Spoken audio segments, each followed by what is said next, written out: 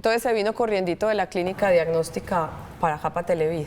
Y llegué a tiempo. ¿Muchos pacientes hoy allá? Sí, toda la mañana. De los diagnósticos por los que te consultan, ¿el cáncer de colon es prevalente? Sí, es un diagnóstico frecuente y en nuestro medio es más frecuente y en general en la población mundial ha aumentado mucho la incidencia. Aún teniendo en cuenta las campañas, que uno ve muchas campañas locales, pero también en canales internacionales. Sí. En CNN he visto, por ejemplo, mucho una campaña para la prevención del cáncer de colon, que es a través de la colonoscopia, entre otras cosas importantes. ¿Aún con las campañas sigue siendo un cáncer prevalente y común? Mire, lo que pasa es lo siguiente, todo paciente mayor de 50 años, ya sea hombre o mujer, debe tener como mínimo una colonoscopia. Correcto, pero hay mucha gente que no se hace el procedimiento porque le da miedo, porque no le gusta o porque muchos médicos no se lo piden.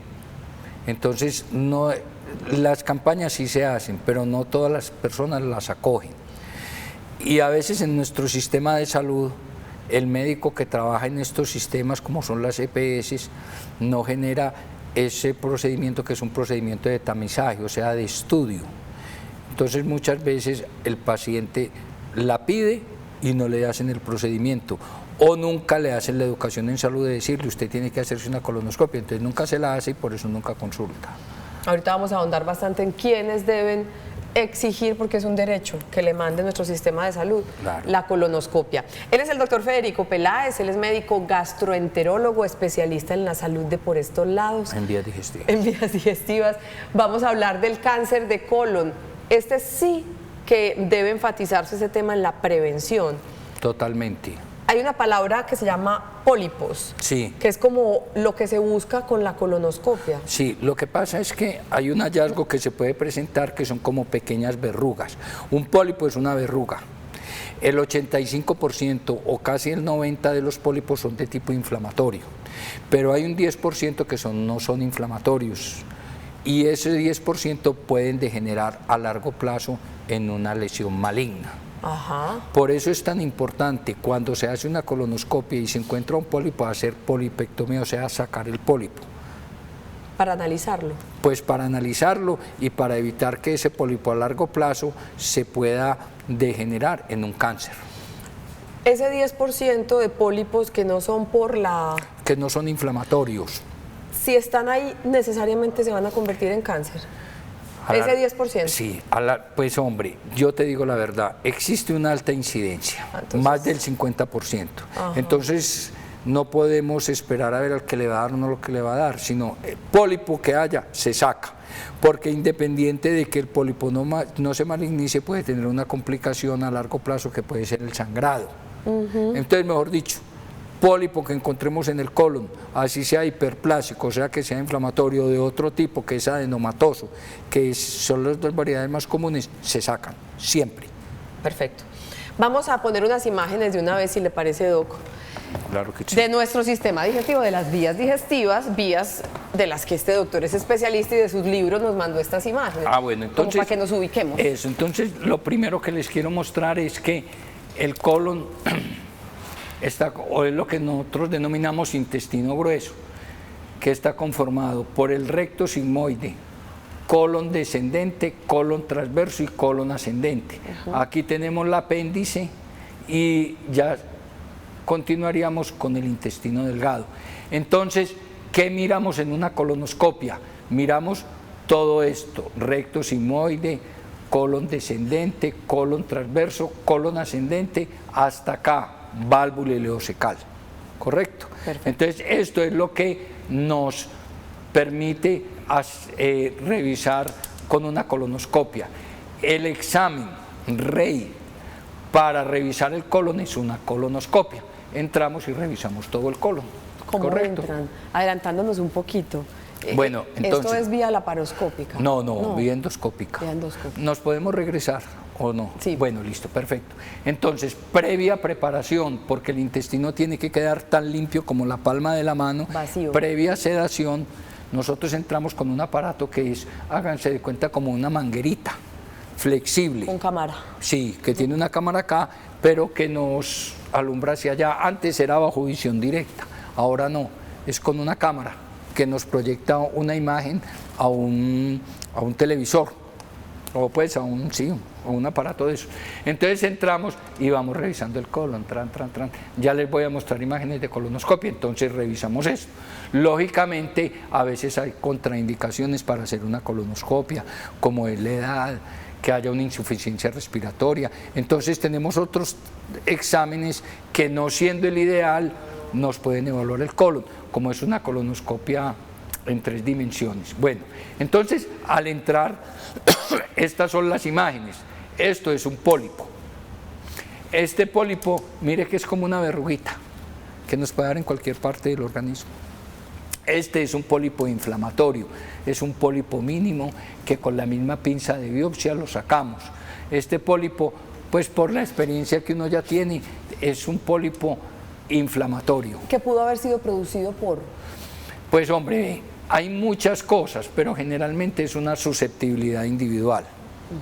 O sea, no existe ningún factor predisponente. Lógicamente hay una enfermedad que se llama la poliposis múltiple familiar, que es una tendencia en toda la familia a generar pólipos. Ahí sí hay que abrir el ojo. ¿Y usted clínicamente sabe que esto es un pólipo inflamatorio, o sea que no le dio susto? No, a ver, No ese concepto ya es como arriesgado, no lo debería haber dicho, eso no es académico. Todo pólipo debe ser biopsiado y sacado. Si en la primera colonoscopia no puede ser sacado, al menos biopsiado. Ya uno por la imagen endoscópica se arriesga a decir que es un pólipo inflamatorio, pero es más por el bagaje que tiene uno de hacer tantas colonoscopias. Entiendo. Pero el único que da el verdadero resultado es el patólogo, que dice, sí, me mandó este pólipo y es un pólipo inflamatorio o es un pólipo adenomatoso. Ya voy a hablar de eso. El de la izquierda. Este también es un pólipo inflamatorio, por eso es que estos pólipos ya sí hay que abrir. Es que el sí ojo. tienen otra cara. Exactamente. ¿Cuáles son las complicaciones de un pólipo? La más común, que sangre. Mire que aquí hay hemorragia. Pero si ustedes ven la conformación anatómica de este pólipo, este es más feo, no es un pólipo que es liso, no es un pólipo que está limpio y posiblemente este es un pólipo adenomatoso. Adenomatoso es que es un pólipo premaligno. Entonces, los pólipos pueden ser de 2 formas. Pediculados, mire que este tiene un pedículo, aunque pequeño tiene un pedículo. ¿Qué es un pedículo? Como un cuellito. Ok. Pero hay otros pólipos que se llaman sésiles. Sésiles es que no tienen pedículo, como este, ¿cierto? Ajá. Entonces cuando uno tiene un pólipo, uno saca biopsias de aquí, de aquí, de aquí, de aquí, de varios puntos del pólipo. ¿Por qué? Porque aquí me puede presentar grado de malignidad, o aquí no. Entonces, y uno rotula en un frasco aparte. Si yo tengo un pólipo que le saqué biopsias aquí, y me mostró grado de malignidad en la base, puede ser que esta región alrededor del colon esté ya contaminada. Entonces aquí no solo se tiene con la polipectomía, o sea, sacar el pólipo, sino que hay que hacer una resección en cuña, o sea, una resección más amplia. ¿Por qué? Porque la lesión ya comprometió esta región. ¿Vemos las otras imágenes ahorita? Claro, ¿O de una claro, vez? vamos. Uy, eso se empezó a complicar, Bueno, queridos entonces mire, televidentes. este es un pólipo pediculado, mire el pedículo, ¿cierto? Entonces uno entra con una asa de polipectomía y corta aquí, ¿correcto? Sí. Este es otro pólipo pediculado, este es un pólipo que tiene su cabeza, pero miren que es como llena de bolitas. Esto es un pólipo que, vuelvo y repito, no lo debería decir, pero este es un pólipo maligno. Este ya por la imagen ya sabe uno que corresponde a qué, a un cáncer que puede estar in situ, o sea, ahí, y que no haya salido de ahí. Las biopsias de aquí nos van a decir si sí o si no. Este también y este también. Este sí que es cierto. ¿Paramos las imagencitas ya o seguimos? No, paremos y ahora vemos las otras, me parece. Uy, 305-316-6560 es nuestra línea WhatsApp. Nuestro tema de hoy es el cáncer de colon. Como siempre, nuestro énfasis en Sana que Sana es la prevención, pero también obviamente se va a hablar de qué pasa cuando se detectan este tipo de situaciones. Mientras llegan sus preguntas, va la siguiente. Mi nombre es Doraluz Echeverry. Quisiera saber cuáles son los síntomas del cáncer del colon. Si hay síntomas. Sí. ¿O cuando ya está muy avanzado eso? No. No. Hay una cosa que yo le digo a todos los pacientes, y no solo a los pacientes, sino en su momento a los estudiantes. Toda persona que tenga una anemia crónica, tenemos que saber cuál es la causa. Porque hay un cáncer de colon que es del colon derecho. ¿Se acuerdan cuando les mostré la válvula ileocecal, que era ahí al lado del apéndice? Hay unos cánceres que se ubican en esa región y la única manifestación puede ser una anemia. Entonces yo siempre le hago hincapié a la gente, que es la siguiente. Cuando una persona tenga anemia no es darle hierro, sino definir si esa persona tiene una pérdida de sangrado por el colon. Y si tiene una pérdida de sangrado por el colon, inmediatamente hacer una colonoscopia. ¿Por qué? Porque el cáncer de colon derecho se puede manifestar por anemia. Esa es una manifestación. Buscar el origen de esa anemia. La otra manifestación es cambios del hábito intestinal. ¿A qué me refiero? Que normalmente yo tenía un hábito intestinal normal y que de un momento a otro empecé con periodos de diarrea o con periodos de estreñimiento. Entonces ahí, abra el ojo, hay que hacer una colonoscopia. Dolor abdominal, o sea, pérdida del apetito, pérdida de peso. Todas esas cosas nos deben llevar a revisar el colon. Y si es mayor de 50 años, con mayor razón. ¿Poco se presenta en personas de edad más temprana? No, sí se puede presentar. Inclusive hay una tendencia familiar. Cuando hay una tendencia familiar que se puede presentar, toda persona, oigan bien lo que les voy a decir, toda persona que tenga cáncer de colon, todos sus familiares en primer grado de consanguinidad tienen que hacerse una colonoscopia. Hermanos, hijos, hermanos, padres. Sí, por ejemplo, una señora, entonces todos sus hermanos y todos sus hijos en primer grado de consanguinidad. Perfecto. Siempre de rutina. Hay que hacer una colonoscopia de tamizaje. ¿Antes de los 50 o después de los 50? No, hay independiente de la edad. Ah, ok. Pero toda persona mayor de 50 años debe tener una colonoscopia. Perfecto. Vea este mensajito, doctor. Este es para usted. Buenos días, doctor Federico. Doctor Federico es una eminencia. Lo es. Gracias a Dios me curó una gastritis de 10 años. Estoy eternamente agradecido. Rubén Villada desde el Carmen, será desde el Carmen de Viboral en el Oriente. Un abrazo. Y le cuento, vea qué coincidencia, Doc, qué tema le estaba proponiendo yo cuando empezamos. Ah, el de gastritis. Gastritis. Vamos a hacer con su doctor eminencia, por allá en noviembre, un programa sobre gastritis. Veamos esta pregunta. Tenemos otra pregunta. ¿Cuáles son las causas de una gastroenteritis? ¿Es normal que una persona la repita más de 3 veces al año? ¿Esto puede desarrollar un cáncer? Bueno, las gastroenteritis son la inflamación de la mucosa del colon. Existen varias causas, las más comunes son virales, bacterianas o parasitarias, ¿correcto? No es normal gastroenteritis a repetición. Si está a repetición es porque algo está aconteciendo. ¿Cómo así? Puede haber una baja en su sistema inmune y eso favorece que virus o parásitos fácilmente generen esto. O la otra cosa es que no hay unos buenos cuidados higiénicos y pueda generar bacterianas a repetición. Pero hay otro tipo de gastroenteritis que no son ni bacterianas, ni parasitarias, ni virales, sino porque ahí se está generando un proceso inflamatorio de base en el colon. En ese caso, si son episodios a repetición, primero se deben clasificar el tipo de gastroenteritis. Y si es necesario, se hace una colonoscopia. Ninguna gastroenteritis aguda genera un cáncer de colon. Ni el estreñimiento, de una vez les digo, es factor predisponente para el cáncer de colon. Eso es falso. O sea, el hecho de tener estreñimiento no predispone a la persona a generar un cáncer de colon. El estreñimiento sí favorece enfermedad diverticular, que hablamos de una vez aquí. Hemorroides. Hemorroides, exactamente. Pero esa creencia de que el cáncer de colon está asociada con estreñimiento, sí como síntoma. ¿Cómo así? Por ejemplo, una persona tiene un hábito intestinal normal y de un momento a otro genera estreñimiento y abre el ojo. Y si es mayor de 50 años, abre el ojo más. Tómese la agüita.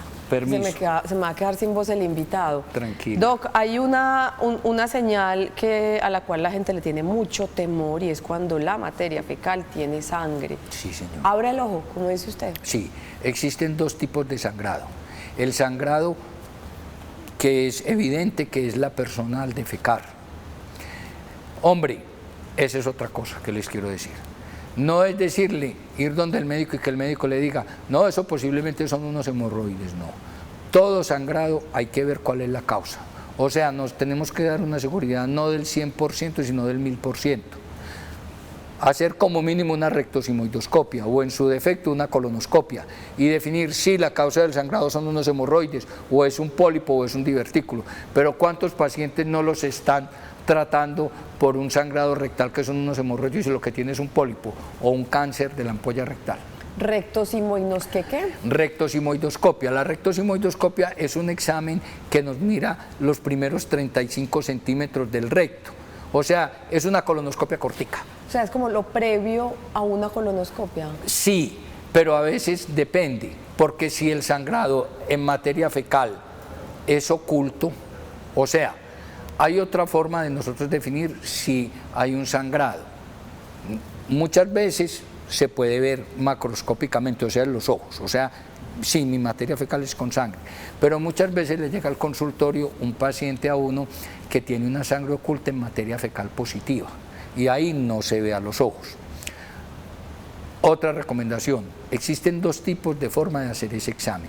Una prueba que se llama prueba de Guayaco, que es haciendo una dieta 3 días antes, exenta de fibras rojas y exenta de carnes. Esa prueba da mucho falso positivo y falso negativo. Por lo tanto, esa prueba ya no se debe hacer, sino que se hace una sangre oculta en hemoglobina humana en la materia fecal. Esa nos da una seguridad del 100%. Pero una sola prueba no nos define nada. Cuando nosotros estamos buscando una sangre oculta en materia fecal, normalmente hacemos 3 pruebas en días diferentes, lunes, miércoles y viernes. O sea, un día sí, un día no.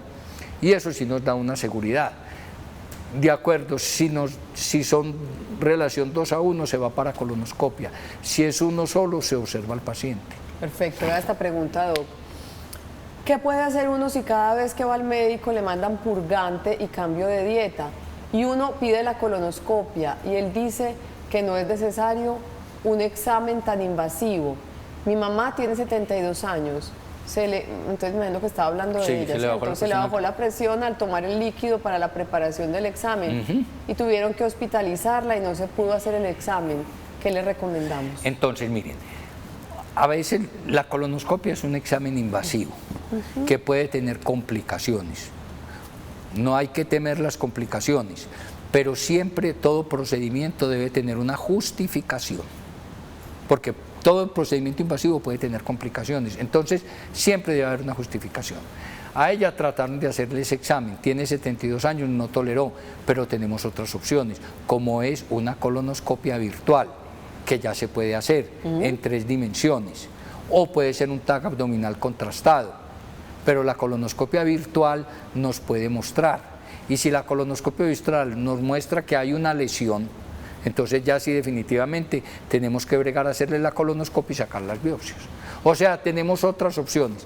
El colon por enema, que es un examen que es con medio de contraste, ese examencito sí es más complementario y no diagnóstico. ¿Correcto? Buenos días también para ti. ¿La diverticulitis también es un cáncer de colon? No. Y hace un tiempo hablamos de eso con el doc. Recordemos que es la diverticulitis. Entonces la diverticulitis es las pequeñas herniaciones que se hacen en el colon, favorecido por una dieta pobre en fibra. Las complicaciones de los divertículos son la formación de abscesos, peritonitis, sangrado y hasta perforación. Pero los divertículos nunca degeneran en nada, porque si los divertículos degeneraran en alguna cosa ya se había muerto más de media humanidad, porque la mayoría de las personas tienen divertículos porque tienen una dieta pobre en fibra. Vea esta pregunta, se nos sale, pero hagámosla. Por favor, ¿una insuficiencia renal crónica puede producir anemia? Correcto. Doña Diana en el barrio Manrique. Un abrazo, doña Diana. Sí, esa es una cosa que es interesante tener en cuenta. La insuficiencia renal crónica es una causa de anemia. Por lo tanto, se debe tratar como tal. Mira esta pregunta, Doc. Desde hace 2 años en la materia fecal hay sangrado, pero no constante. Me hicieron una colonoscopia y salió buena. Sufro de estreñimiento, puedo permanecer 8 o 10 días sin ir al baño. Y cuando lo logro, la materia fecal es muy blanda. ¿Qué le podemos decir? Bueno, primero que todo, pues muy importante que le hubieran hecho la colonoscopia y que ahí descartaron patología orgánica. Posiblemente cuando sangra es porque esa parte final del recto es muy irrigada, entonces pequeñas venitas se rompen y favorecen el sangrado, o puede ser una fisura anal. ¿Qué es dar bien del cuerpo? Yo creo que eso lo definimos una vez, pero vamos a volver a decirlo. Lo definen 2 cosas: frecuencia, máximo cada 48 horas, y calidad de la materia fecal. ¿Cómo es? Para que me entiendan, como una salchicha. Si usted combina esas 2 cosas, eso es normal, independiente que dé diariamente, día de por medio, cada 2 días. Si su materia fecal es poquita, es dura, es en bolitas, tiene que hacer fuerza, eso es estreñimiento. Entonces, lo que debe hacer la paciente es comer mucha ensalada y fruta y consultar donde el médico para regularizar esa digestión y que pueda dar del cuerpo normalmente, porque eso cada 8 o 10 días, si no es normal.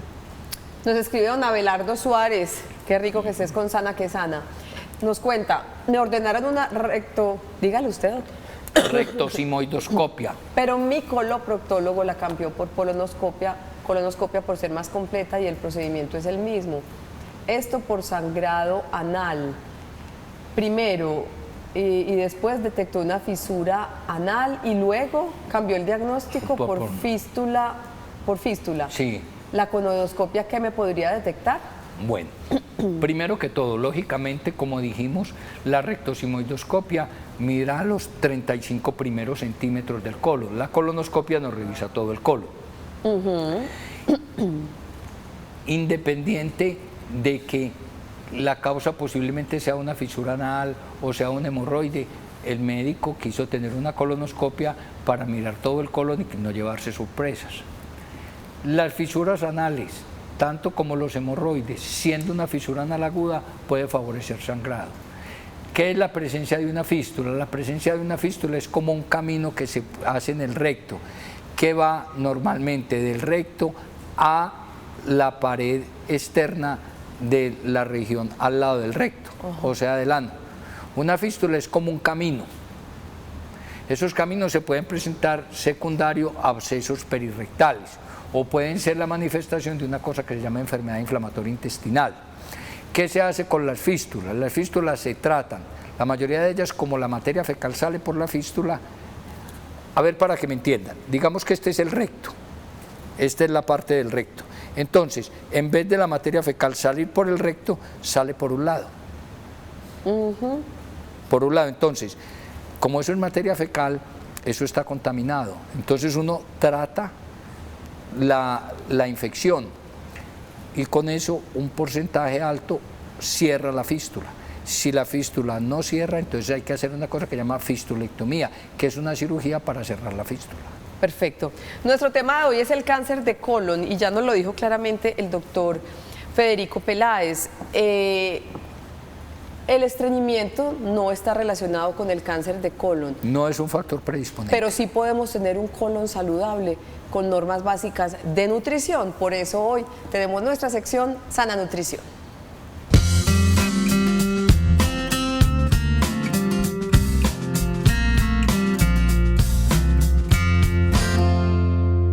¿Cuánta fruta y cuánta verdura ha comido hoy, Jacqueline? Son las 11:25, o sea que ya. A ver, diga usted, yo voy a decir también. ¿Qué? Yo me comí una porción de papaya y una manzana verde. Yo me comí ya 3. 3 frutas. ¿Qué se comió? Comí papaya, comí mango.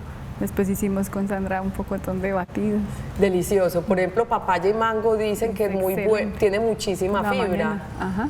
Es posible tener un colon saludable porque es que independientemente de si el estreñimiento o no cause cáncer, tener un colon saludable es calidad de vida. Sí, de hecho sí es así. Parte, digamos, que de la dinámica nutricional es que nuestro colon es como un canequito y es pensar que si mi casa la tengo organizada, limpia, pues así mismo va a verse reflejado en la parte física. Entonces, si yo no limpio el colon, el resto de vías también se van a saturar, se va a generar una enfermedad. Por eso es bien importante que dentro de la alimentación se incluyan muchas frutas y muchas verduras y partir de un equilibrio de esa fibra, porque no podemos ir al extremo de la fibra. Perfecto. No se las he presentado, ella es Jacqueline Cárdenas, pues como ya es de la casa. Sí, ya. Jacqueline Cárdenas es nutricionista, ya viene de la empresa Cuerpo y Mente a acompañarnos para recordar la importancia de la buena alimentación con relación a la salud de nuestro colon. Hemorroides, esa sí está absolutamente relacionada con el estreñimiento. Totalmente. Y el estreñimiento con una mala alimentación. ¿Qué podemos decir de esos temas? Mira, es importante que tengamos presente que partiendo de todas las recomendaciones que ya hemos venido dando en otros programas, es que cada día debe de consumirse alimentos fuentes de fibra, tanto soluble como insoluble, y adicional agua o líquido suficiente para que esta parte o esa porción del cuerpo mantenga equilibrada. Entonces, partiendo de las recomendaciones, vamos a recordar el consumo de frutas como mango, papaya, granadilla. Podemos utilizar alimentos que, siendo frutas, me aporten agua, como las fresas, la sandía, el melón. Ellas aportan agua, entonces lo que van a hacer es movilizar esa fibra. En el almuerzo siempre es básico que las personas consuman la mitad de su plato, debe de ir en ensalada, pero que sea verduras frescas, porque casi siempre todos dicen, ah, no, yo comí ensalada, pero fue todo entre una crema. Entonces ahí el porcentaje de fibra se ha perdido bastante y no tenemos la misma disponibilidad de vitaminas y minerales, porque también puede ocurrir que me pueden estar faltando ciertas vitaminas o algunos minerales como el magnesio, que es esencial para que el colon empiece también a hacer su funcionamiento adecuado. Eso por un lado. ¿Qué debo empezar a evitar? El consumo de carnes rojas. Las carnes rojas se demoran mucho tiempo en hacer procesos digestivos. Entonces, si yo tengo un estreñimiento y a eso le sumo una alimentación que enlentece mucho más el movimiento, así mismo va a pasar. Entonces, sigue ahí como un trancón de toda esa materia fecal que nos están haciendo alusión hoy en el tema. Entonces, es empezar a limpiarlo, mantener todas esas vías muy limpias, mucha fibra, frutas, verduras, ensaladas, bajamos el consumo de carnes rojas, embutidos, porque ese tipo de alimentos son de alto contenido de sodio, es decir, que es como una sal, y la sal lo que va a hacer es arrastrarme agua. Entonces, si mi colon no está bien hidratado y a eso le sumo un alimento que me roba más agua, entonces más resecamiento y se va a empeorar la situación, va a haber más sangrado, más dificultad. También es recordarle a los televidentes que debemos de emplear grasas, pero que sean sanas o saludables, como el aceite de coco, el aceite, lo que ya hablamos de aceite de aguacate, aceites de linaza, el mismo aceite de oliva, porque cuando usamos grasas que no son saludables, automáticamente nuestro sistema de defensa va a caer y pues la respuesta no va a ser la más saludable, por eso no tiene con qué defenderse el cuerpo. La gente a veces piensa que, por ejemplo, un asunto como el estreñimiento es solo de adultos y adultos mayores, y he escuchado tantos niños que tienen estreñimiento y creo que es justamente por la dificultad de lograr que les gusten las frutas y las verduras o no lo estamos haciendo adecuadamente. Es un asunto que hay que empezar a presentárselo y servírselo en el plato a los chiquis para evitar, entre otras cosas, ese tipo de alteraciones. Claro, ¿qué pasa? Que en medio de toda la alimentación tan industrial, tan moderna, ellos empiezan a apartarse de su alimentación saludable. Vienen desde su infancia con una alimentación relativamente saludable, vienen de la lactancia, ¿cierto? Pasan a lo que es ya la alimentación complementaria y cuando ya empieza la etapa como del año a los 5 años, el niño trata de hacer elección de alimentos, pero casi que de adultos se lo dejamos a la industria. Entonces vamos por la ruta más sencilla, la que menos esfuerzo me toca o la que la paciencia relativamente allí no tiene que venir a jugar ningún papel, porque finalmente le sirves un cereal, leche y ya. Entonces, como nos venden toda la idea de que todo está enriquecido con vitaminas, entonces decimos, pues ya la industria solucionó mi problema, pero mentiras, tenemos un problema mucho mayor, porque entonces ya presentarle el alimento va a ser un poco más difícil, pero tampoco es imposible, es buscar estrategias alimentarias. Nos queda claro, frutas, verduras ricas en fibra, pero que hay que meterle mucho líquido. Hay gente que literalmente le da fastidio, náuseas, tomar agua solita, agua simple. ¿Qué recomendaciones con infusioncita les podemos dar? Lo que podemos es empezar a emplear algunas plantas aromáticas, frutas, por ejemplo, fresas, uvas, moras. Podemos hacer hervidos y a esos hervidos le ponemos plantas, menta, hierbabuena, cidrón, y ellas se pueden dejar en la nevera como agua refrescante. Entonces es una muy buena estrategia de mantenerla allí en la mesa, tenerla disponible. Cuando viajamos al trabajo es una opción para tenerla en los frasquitos ahora de vidrio. Entonces lo llevamos y es una forma de hidratarse, porque sí, realmente a veces el tomar agua, pues como no tiene ningún sabor, entonces no nos gusta, pero sí podemos emplearlo a través de algunas infusiones como tú lo dices. Entonces es llevarlo siempre al trabajo o a la dinámica que tenemos del día, mantener esa agua. Por ejemplo, las cáscaras de la piña, es una estrategia muy práctica, se lava muy bien la cáscara, pones a hacer agüita hervida y esa agua la filtras, la cuelas y la tienes allí y es un agua dulce y te está ayudando a hidratar muy bien. Una agüita saborizada naturalmente, sin endulzante y sin azúcar. Exacto, no necesitas ponerle, porque ya como tal ella suelta por su forma o contextura que tiene nutricional, ya tiene un aporte de azúcares. Entonces es una muy buena estrategia, hidratamos y de paso va a ayudar a controlar, por ejemplo, ansiedad, en tratamientos de obesidad, para limpiar como tal el aparato digestivo. Es una muy buena estrategia. ¿Es posible tener un colon saludable? Totalmente. Claro siempre, que sí. Y la alimentación, claro que sí, hace parte de ello. Ella es Jacqueline Cárdenas, muchas gracias por estar con nosotros. A ti, Olguita, muchas gracias. Nosotros vamos a nuestra primera pausa, regresaremos para seguir hablando de la importancia de prevenir el cáncer de colon con nuestro invitado de la clínica diagnóstica especializada VIDE, del gastroenterólogo Federico Peláez. Ya regresamos. Nuestra línea abierta para ustedes, 305-316-6560. Ya volvemos. Doctor David Yepes, ¿qué es la pedagogía hospitalaria? ¿Qué es ese concepto? Ya leyendo la información que ustedes, los organizadores y el director del Congreso me mandan, es un concepto muy necesario, pero ¿qué se entiende por pedagogía hospitalaria? Bueno, la pedagogía hospitalaria es una disciplina académica, científica y profesional que lo que busca es garantizar los derechos educativos del niño en condición de enfermedad. La pedagogía hospitalaria no solo impacta al niño, sino también impacta, o al adolescente, sino también impacta a su entorno y a su familia. En palabras claras, como te digo, lo que se busca es que ese niño que está en esa condición de enfermedad con un tratamiento largo pueda continuar sus estudios, su educación, en un aula más flexible, con un currículo más flexible, pero que no pierda su escolaridad. Y eso en la práctica en nuestro país, porque esto es una cosa internacional, es un congreso que ya les vamos a contar, nacional e internacional de pedagogía hospitalaria, que próximamente por primera vez se va a realizar aquí en Medellín. Este es un concepto mundial y es un asunto que, por ejemplo, en nuestro país como Colombia se practica. Sí, es correcto. La pedagogía hospitalaria es mundial.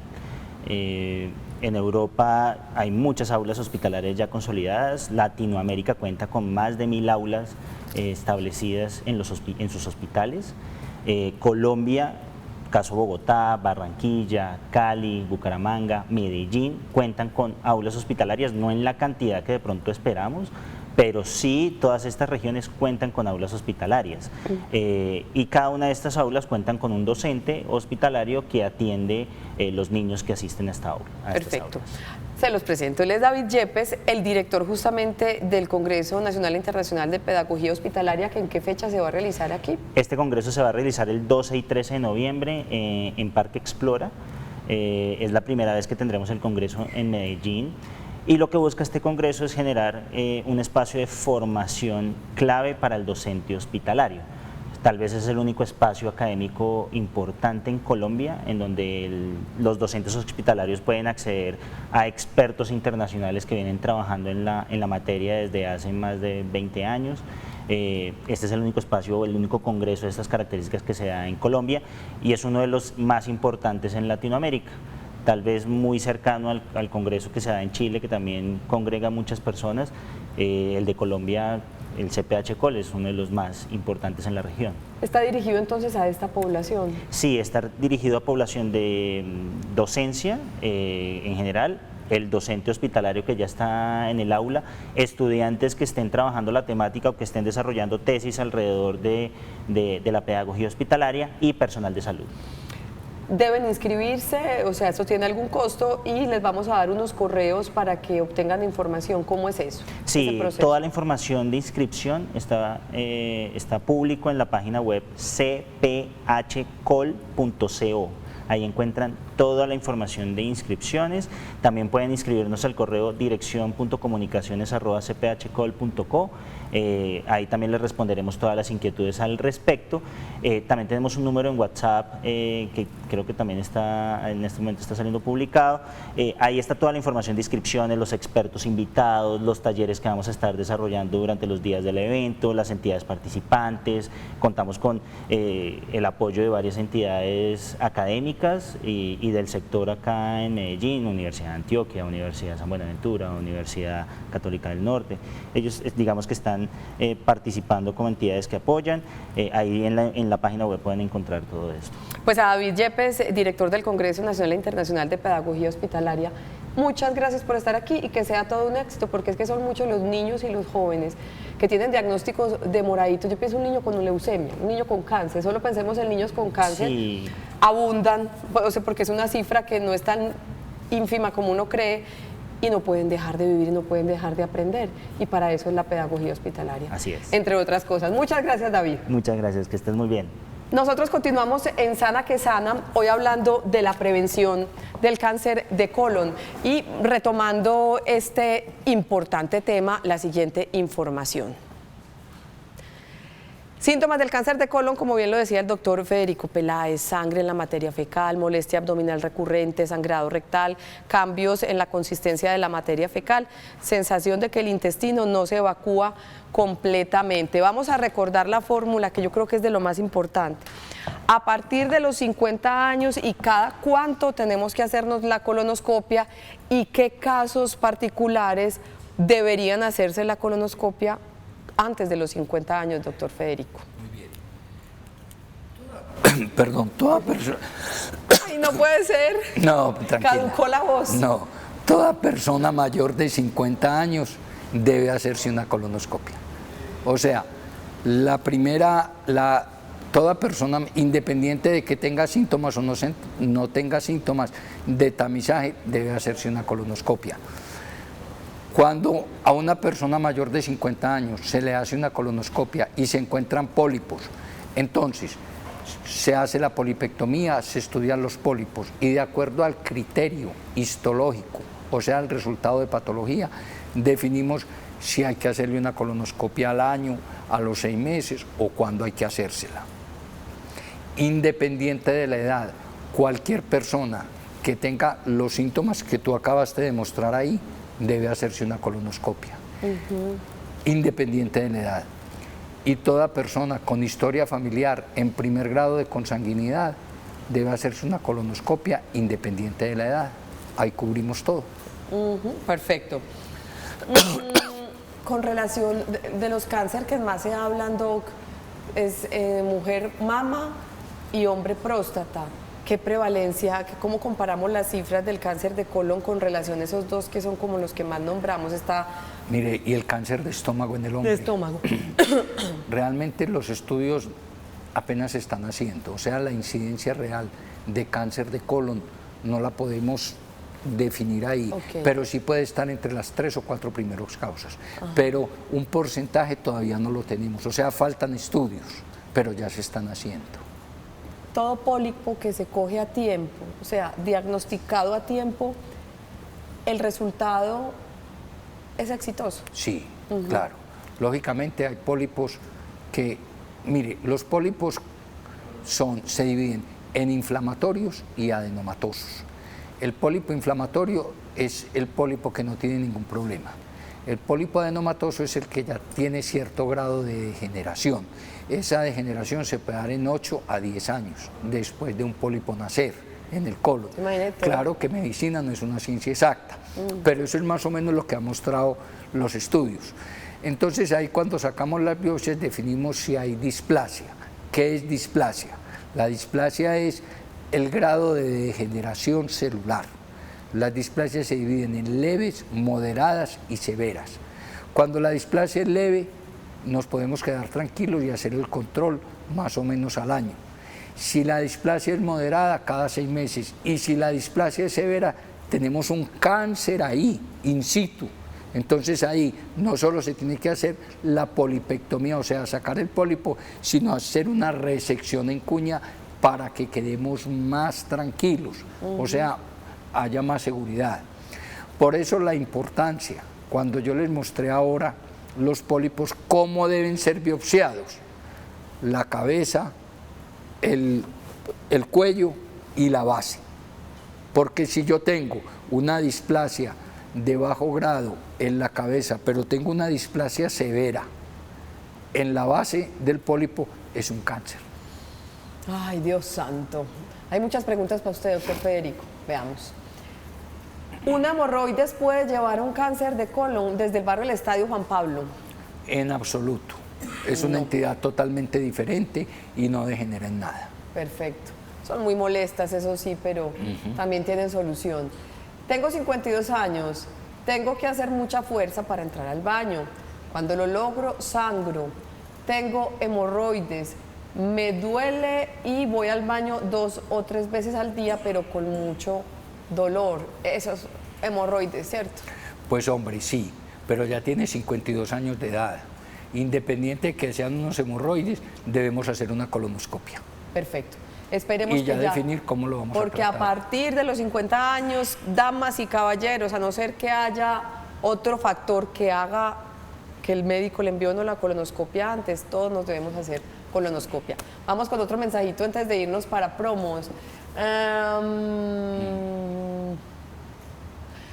Cuando hablamos de comerciales, que está muy larga y no la alcancé a leer. Tenemos nuestra línea WhatsApp abierta. Adriana, desde el barrio Manrique. Cuando regresemos vamos a responder tu inquietud. Nuestro tema de hoy, con la Clínica Diagnóstica Especializada VID. Este es uno de sus especialistas, el médico gastroenterólogo Federico Peláez. Hoy nos acompaña para hablar de la importancia de la prevención del cáncer de colon. Ya regresamos.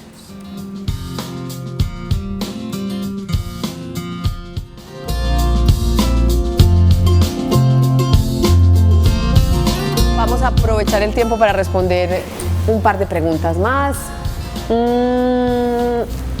Doña Adriana, claro que sí, me pregunta tengo mucha inflamación en el colon, ahora mismo desde el lunes tengo un dolor abdominal complicado, todo lo que como me cae mal, algunos alimentos me dan náuseas.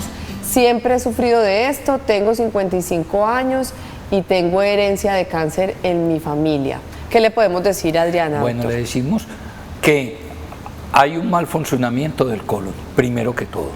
Segundo, que es una persona mayor de 55 años, ya debe tener una colonoscopia.